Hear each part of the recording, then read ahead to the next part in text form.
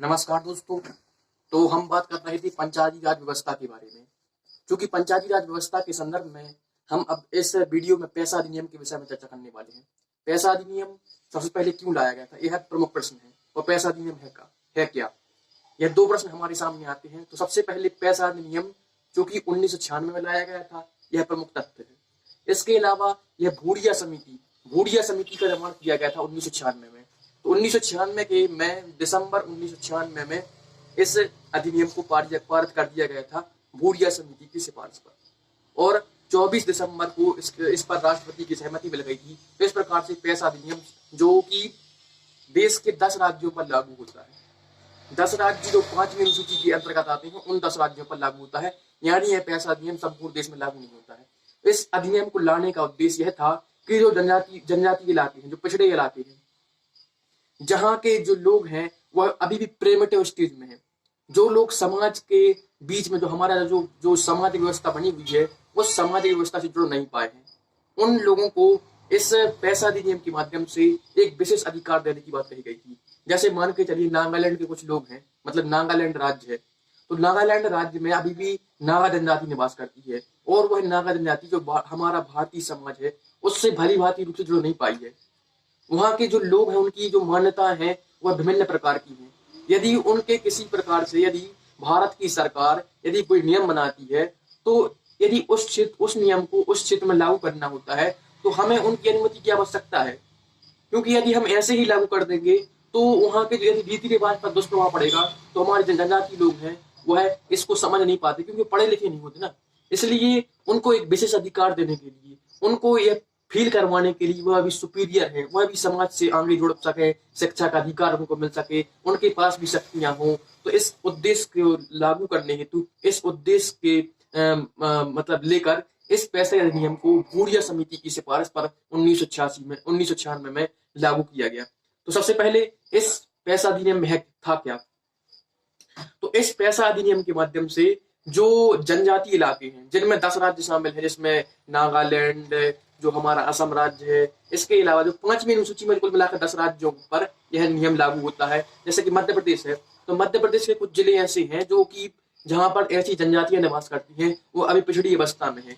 उन पर यदि जो हमारे जो सामान्य जनजीवन के जो सामान्य लोग हैं, यदि उनके इलाके में जाए, तो उन्हें ऐसा लगता है कि वो हमारे इलाकों में ऐसा तो नहीं किया है, हमारे मतलब जो हमारा निवास है उस पर आक्रमण करने आए हैं। तो इस प्रकार से उनके बीच में डर का भाव है, एक वैमनस्य का भाव है, क्योंकि वह अभी हमारे जो समाज है, जो वर्तमान समाज है, उसमें जुड़ नहीं पाए हैं, वह हमारे बीच में घुल मिल नहीं पाए हैं। तो इसलिए जो छत्तीसगढ़ है, जो मध्य प्रदेश है, उसमें भी इस प्रकार की जनजातियां पाई जाती हैं। और मध्य प्रदेश के कुछ जिलों को भी इसमें शामिल किया गया है। तो और 5वीं अनुसूची के 10 जिलों पर यह नियम लागू होता है।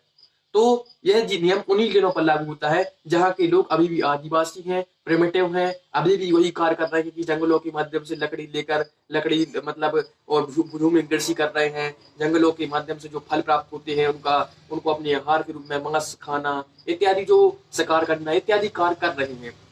तो इन लोगों की सुरक्षा के लिए, इन लोगों के अधिकार को लिए मतलब सरकार को चिंताजनक है। सरकार ने अपनी चिंता जताते हुए इसको लिए, इनकी सुरक्षा के लिए जो पैसा अधिनियम है वह लागू किया। तो पैसा अधिनियम के माध्यम से जहां यहाँ की ग्राम पंचायत, क्योंकि हमारे जो हम पंचायती राज व्यवस्था पढ़ रहे हैं उसमें ग्राम पंचायत जो कि पंचायती राज व्यवस्था है वह 3 स्तर पर लागू की गई थी। तो इसके माध्यम से जो ग्राम पंचायत है तो उनको अधिकार देने की बात कही गई पैसा अधिनियम के माध्यम से। और उस मतलब क्षेत्र की ग्राम पंचायत को विशेष अधिकार दिए गए। जैसे कि उस क्षेत्र में यदि मान के चलिए किसी प्रकार का कोई खनिज पदार्थ निकलता है, जैसे असम का क्षेत्र है, असम का क्षेत्र जो कि पेट्रोलियम के लिए, तेल के लिए, ऑयल के लिए जाना जाता है, तो वहां पर बहुत अधिक संख्या में जो हमारा जो मिनरल्स है वहां पर निकलते हैं। तो मान के चलिए किसी गांव के क्षेत्र के अंतर्गत यदि मिनरल्स या खदान किसी प्रकार की पाई जाती है, उसको सर्च होती है, तो उसकी अनुमति हमें ग्राम पंचायत से लेनी होगी। तो इस प्रकार से यदि वहां पर कोई खनिज निकला है तो खनिजों के जो रख रखाव किस प्रकार से होगा, उसके जो पैसा आएगा जो खनिजों की बिक्री के माध्यम से, किस प्रकार से उसी ग्राम के ग्रामीणों पर खर्च होगा, इस सब का निर्णय सरकार नहीं, केंद्र सरकार नहीं करेगी, बल्कि वहां की ग्राम पंचायत स्वयं करेगी। तो यह अधिकार वहां की ग्राम पंचायत को है।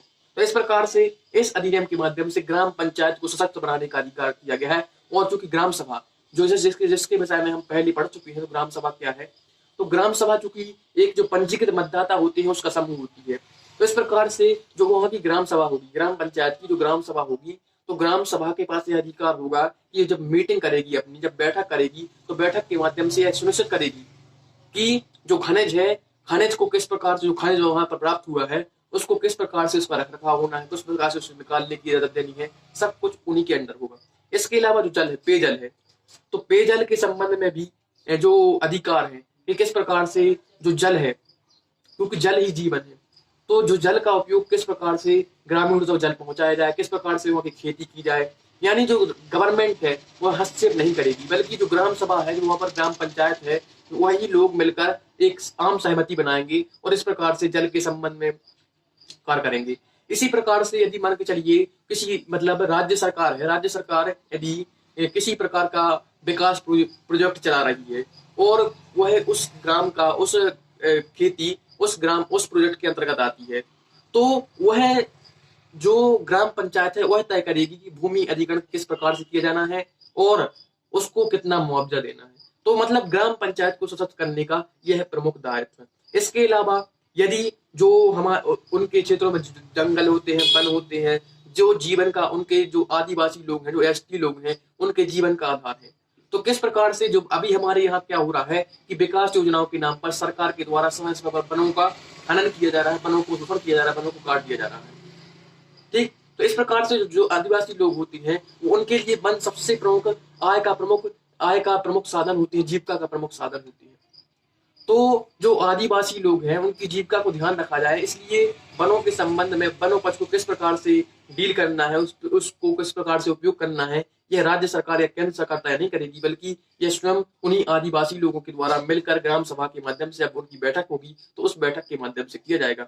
इसके अलावा जो आदिवासी क्षेत्र है उसमें बाजार नियंत्रण की व्यवस्था किस प्रकार से होनी चाहिए, किस प्रकार से वहां की सड़कों की व्यवस्था, स्वच्छता की व्यवस्था, ऋण, क्योंकि क्या होता था ऋण पर भी नियंत्रण उनका है कि क्या होता था कि जो जो जो साहूकार होते थे, जो कि व्यापारी वर्ग होता था, वह जैसे मान के चलिए एक बंगाल राज्य का कोई व्यापारी असम में जाता है या नागालैंड में जाता है, तो नागालैंड में जाकर वहां के जो आदिवासी हैं उनको ऋण देता है और ऋण ना चुका पाने के कारण उस आदिवासी की जमीन वह क्या कर लेता है, अपने आप उसमें कब्जा कर लेता है। तो इस प्रकार से वह उसको बहलाकर फुसलाकर या फिर उसकी जमीन पर कब्जा ना हो पाए, तो इसको संरक्षण प्रदान करने के लिए यह अधिकार है कि जब कोई आदिवासी अपनी संपत्ति को बेचेगा तो ग्राम सभा उसका समीक्षा करेगी, क्या वह दबाव में आकर तो नहीं बेच रहा है, क्या किसी प्रकार से जो व्यापारी है या जो साहूकार है वह ऋण के चंगुल में उसको फंसाकर उसकी जमीन को हड़प नहीं रहा है। तो इस प्रकार से यह भी अधिकार इसके पास में है। और किसी प्रकार के जो मादक पदार्थ है, तो मादक पदार्थों की बिक्री उस क्षेत्र में, जो आदिवासी क्षेत्र है उसमें ना होनी पाए, इसका भी ध्यान उनके द्वारा रखा गया है। और मादक पदार्थ की बिक्री करें या ना की जाए, इसके लिए ग्राम सभा स्वयं फैसला लेगी। तो इस प्रकार से सभी व्यापक अधिकार जो कि ग्राम से संबंधित है, वह सभी अधिकार इस पैसा अधिनियम के माध्यम से जो आदिवासी क्षेत्र है उनको प्रदान किए गए हैं।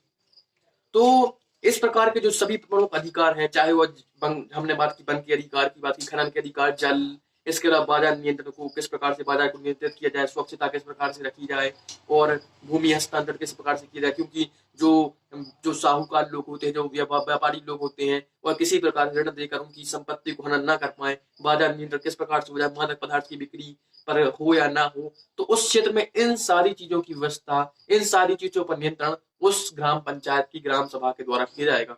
और इसी अधिनियम के माध्यम से, पैसा अधिनियम के माध्यम से यह सुनिश्चित करने का प्रयास किया गया है कि किसी प्रकार से बाह्य हस्तक्षेप को, यानी मान के चलिए किसी जो हमारा कृषि विधेयक आया है, तो कृषि विधेयक भी वहां पर इसी रूप में लागू नहीं होगा जो संपूर्ण देश में लागू होगा, बल्कि ग्राम पंचायत उसमें संशोधन कर सकती है और राज्यपाल को इसकी सहमति है कि उस संशोधन को स्वीकार करे।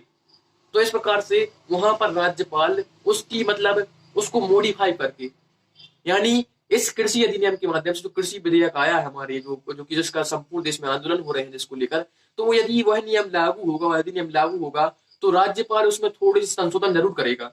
क्यों करेगा? क्योंकि इन आदिवासियों की जो मांग है उन आदिवासियों पर विपरीत प्रभाव ना पड़े, उस पर प्रतिकूल प्रभाव ना पड़े।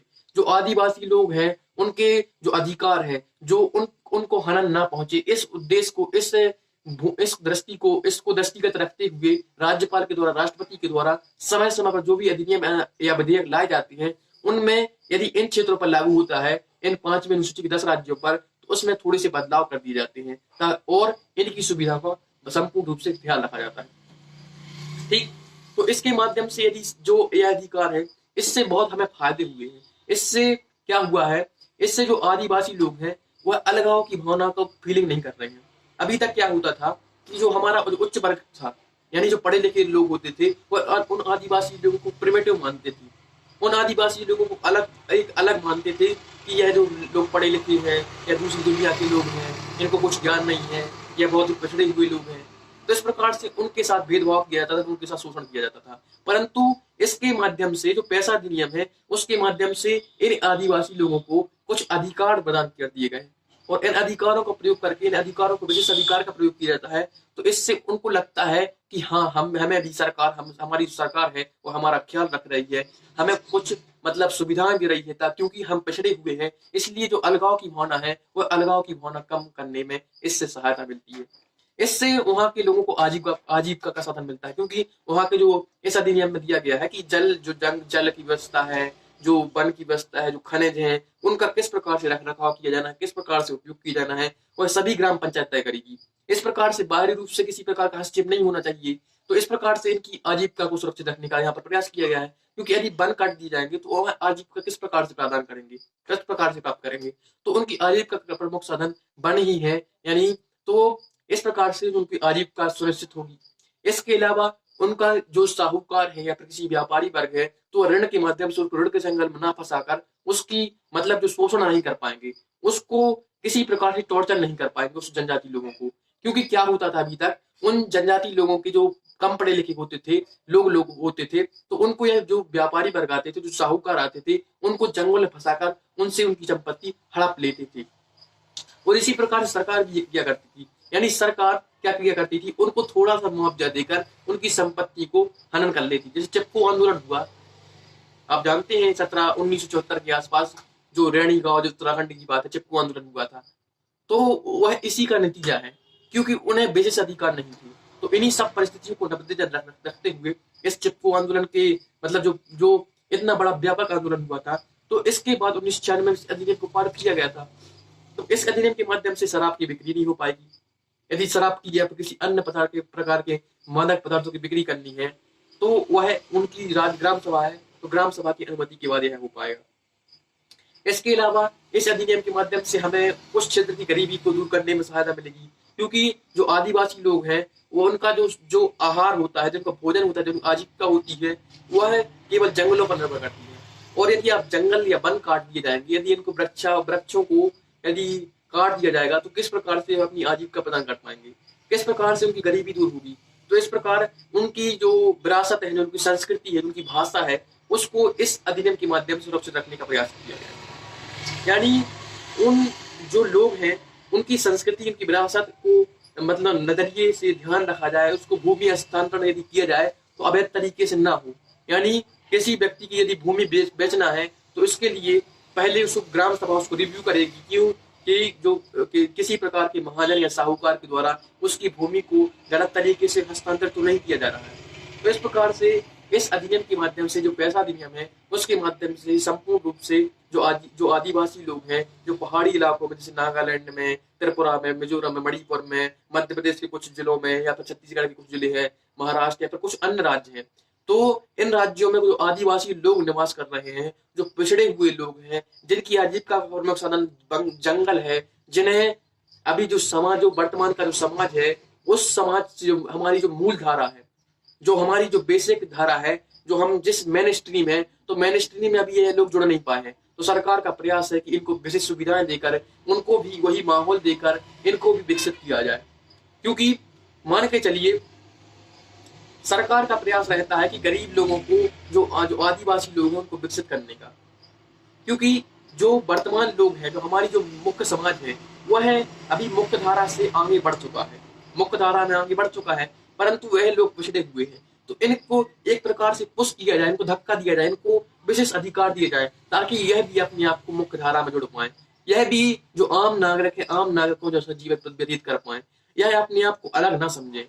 क्योंकि जब हमारे यहाँ जो मतलब प्रमुख आंदोलन हुए हैं, चाहे नागालैंड को निर्माण को लेकर आंदोलन हुआ है, या फिर कुछ अन्य राज्य, मणिपुर राज्य है, त्रिपुरा राज्य है, तो यह लोग क्या करते थे, मतलब जो उत्पात जैसे नक्सली लोग होते थे, नक्सली लोगों क्या मतलब नक्सली लोगों की भांति यह कार्य किया करते थे कि जो हमारी जो सेना है उस पर हमला कर देते थे। मतलब यह लोग एक डर का भावना, इनके मन में एक डर की भावना उत्पन्न होती थी कि जो जो मेन धारा के लोग, सरकार है, वह सरकार इनके खिलाफ काम कर रही है। तो इसलिए जो पैसा अधिनियम लाया गया है, उसके माध्यम से सुनिश्चित करने का प्रयास किया गया है कि इनको एक विशेष सुविधाएं देकर इनको हम फील करवाएंगे कि यह लोग सुपीरियर हैं, यह लोग आगे बढ़ सकते हैं, इनको विशेष अधिकार दिए गए हैं। तो इस प्रकार से पैसा अधिनियम यह था कि 1996 में लाया गया था, और इसके माध्यम से जो आदिवासी लोग हैं उनको कुछ विशेष अधिकार प्रदान किए गए थे, ताकि वह अपने आप को मुख्य धारा में जोड़ सके, और जो उनको जो अलगाव की भावना है, उस अलगाव की भावना को दूर किया जा सके, और उनको कुछ विशेष अधिकार प्रदान किए गए हैं, ताकि जो अभी तक जिस प्रकार के जो है निवास कर रहे थे, जिस प्रकार के समाज में निवास कर रहे थे, उस प्रकार के समाज को मतलब छोड़कर जो अभी आधुनिकता की भावना है, जो आधुनिक समाज है, उसमें आपको अपने आप को विलित कर पाए। क्योंकि जो आधुनिक भारत है, उस आधुनिक भारत की परिकल्पना में ये जो पिछड़े हुए लोग हैं, वो अपनी संस्कृति, अपनी विरासत, अपनी जो रीति रिवाज है, उसको सिक्योर करते हुए उस जो मुख्य धारा के लोग हैं उनके साथ आगे बढ़ पाए। इसलिए यह पैसा अधिनियम लाया गया था। तो इस प्रकार से पैसा अधिनियम जो सरकार के द्वारा एक अच्छा इनिशिएटिव था, अच्छा प्रयास था, 1996 में लागू किया गया था। तो धन्यवाद। हमें विश्वास है कि आपको यह हमारा वीडियो जरूर पसंद आया होगा। धन्यवाद।